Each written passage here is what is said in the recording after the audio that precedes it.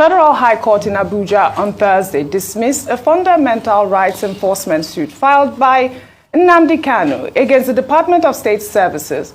The presiding judge, James Omotosho, held that KANU's suit lacked merit and ought to be dismissed. In the suit, KANU alleged that he was subjected to inhumane treatment and torture by the DSS, and also claimed that he is not allowed to wear his Igbo traditional attire, popularly called Ishiagu, and that he is restricted to wearing only one outfit, while other detainees are allowed to wear clothes of their choice. Well, in a counter affidavit, the DSS denied the allegations and stated that operatives never tortured KANU, either physically or mentally, while in their custody. Well, the secret police submitted that the facility is not a recreational center or a traditional festival where KANU and other suspects will be allowed to adorn themselves in their respective native attire. Well, in the meantime, following up on the insecurity in the Southeast, the presidential candidate of the Labour Party, Peter Obi, on Thursday, in a tweet that has now gone viral, described the sit-at-home directive in the Southeast imposed by a group of Biafra agitators as the handiwork of a criminal enterprise. Peter Obi called on security agencies to take urgent steps to deal with the heightened insecurity in the region and crime across the country. He also clarified that the indigenous peoples of Biafra have disowned the sit-at-home directive and also commended southeastern governors for their efforts in curbing criminal activities in the region.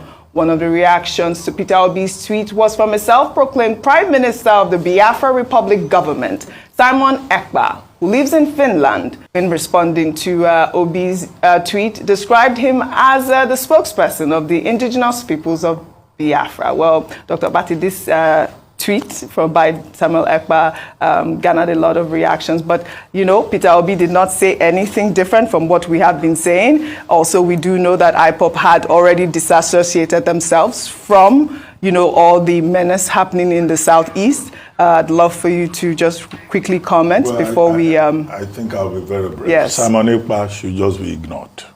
He can't sit in Finland Absolutely. and be causing problems in Nigeria.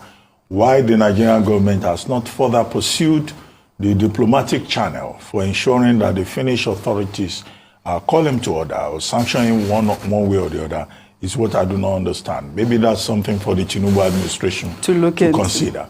The second point is that Mr. Peter Obi was making a patriotic point. Yes. By saying that, look, you know, peace and security is important. And that IPOP, speaking through Emma Powerful, I haven't seen a statement from him lately. You know, he's been quiet. Maybe he will wake up and say something. You know, the IPOP does not support sit-at-home. And that the people supporting sit-at-home and the violence belong to a criminal enterprise. So, Mr. Obi, speaking as a statesman.